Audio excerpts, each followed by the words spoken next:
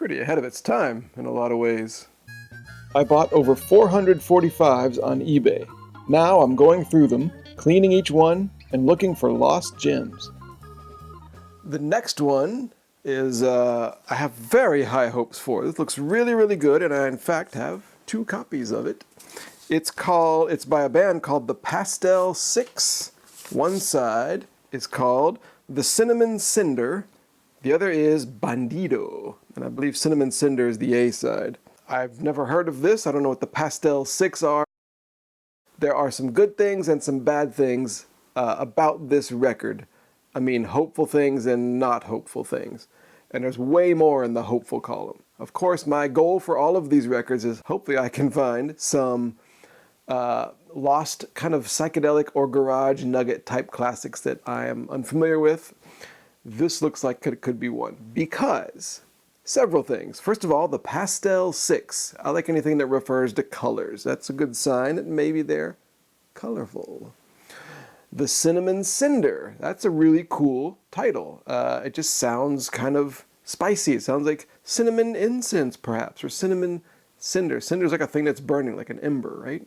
Anyway, Pastel Six, the Cinnamon Cinder. The B-side Bandido just sounds like a B-side garage blues kind of heavy rock thing. Also, it's on Zen Records, which doesn't necessarily mean anything, but in my hopeful mind, I think, ooh, Zen, whoa. Now, there's one bad thing. The Cinnamon Cinder has another part of its title, in parentheses, it's a very nice dance. So, what does dancing have to do with groovy psychedelic rock? Nothing. I mean, a kind of dancing, but not the kind of dancing you would draw attention to in the title, you know what I mean? Not really. So, I think this is going to be pretty wild. I think it's going to be pretty awesome. And I'm just going to sort of ignore the "it's a very nice dance" part and pretend I didn't see it. Now let's go check out the Cinnamon Cinder, see if our minds are blown. Oh boy!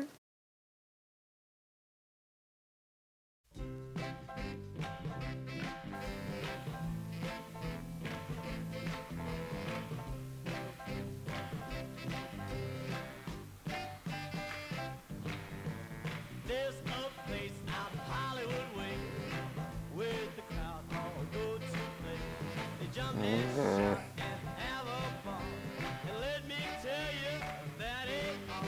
They do the CC, Cinnamon Cinder, CC, Cinnamon Cinder, CC, Cinnamon Cinder. What? It's a very nice dance. Oh God! Wow, what a letdown! Goofy BS. Pink Slip Daddy. Girls and or children singing along as a chorus in the background. Not generally a very good idea.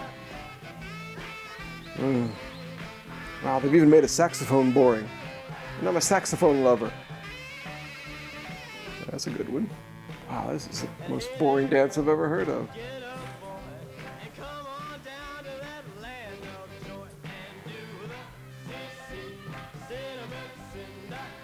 It's a very nice dance. I think one of those voices yelling in the background is the neighbors. They're upset that the music isn't better. Well, it fades out after a minute and a half, so that's good. All right, well, they could redeem themselves. No, they couldn't. They could maybe be better with Bandido. Let's check that out.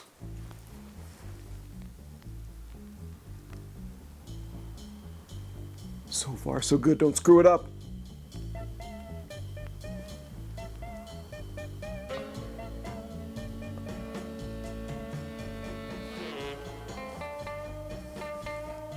Yeah, see?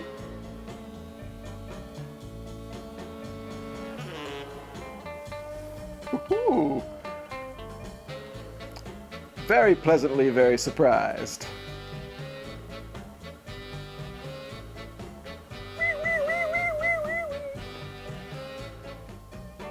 Awesome.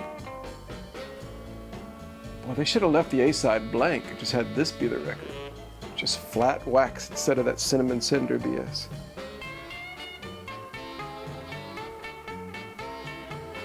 Very, very cool arrangement.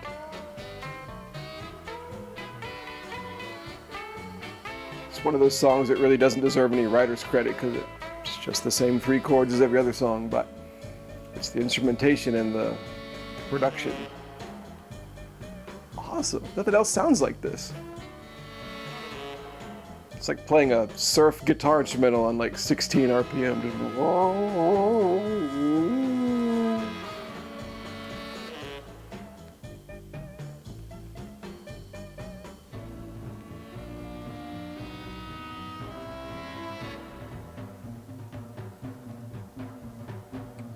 Wow. Pretty ahead of its time in a lot of ways. That weird bass part.